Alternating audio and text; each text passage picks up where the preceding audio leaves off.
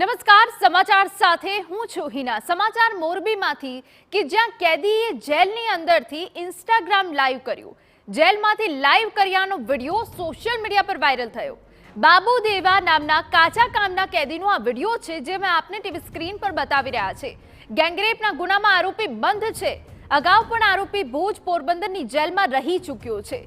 જેલમાં આરોપીઓની તમામ સુવિધાઓ મળતી હોવાનો પણ દાવો થયો છે। જેલ અધિક્ષક પાસે વિડિયો વાયરલ અંગે પૂછપરછ કરવામાં આવી। વિડિયો ક્યારનો છે તે અંગે હવે તપાસ હાથ ધરાઈ હોવાની વિગતો। પરંતુ અહીંયા સવાલ એ થાય કે જેલમાં શું આરોપીને તમામ સુવિધાઓ મળે છે? કેમ કે દુષ્કર્મના આરોપીએ જેલમાંથી જ ઇન્સ્ટાગ્રામ પર લાઈવ કર્યું છે। જેલ અધિક્ષકની વિડિયો વાયરલ અંગે હવે પૂછપરછ કરવામાં આવી રહી છે। આ વિડિયો ક્યારનો છે તે અંગે હવે તપાસ હાથ ધરાઈ છે।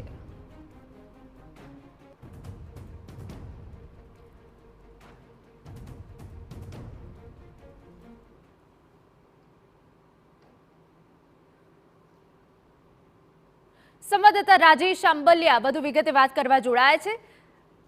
રાજેશ, વિડિયોને લઈને હાલ જેલ અધિક્ષક દ્વારા શું કાર્યવાહી કરાઈ છે?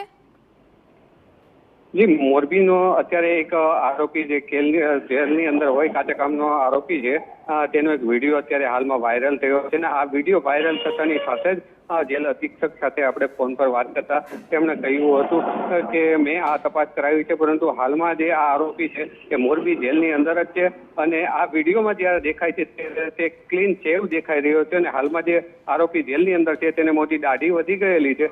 એટલે એ કહી શકાય એમ નથી કે આ વિડીયો ખરેખર કયા સમયનો છે, કેટલા ટાઈમ પહેલાનો છે, પરંતુ જે વિડીયોમાં જે વ્યક્તિ અત્યારે દેખાઈ રહ્યો છે એ શખ્સ અત્યારે કાચા કામનો કેદી છે ને મોરબીની જેલની અંદર બંધ છે।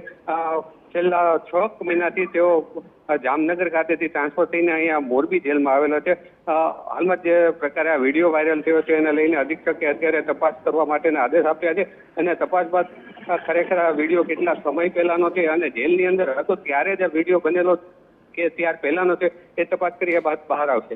બિલકુલ આભાર।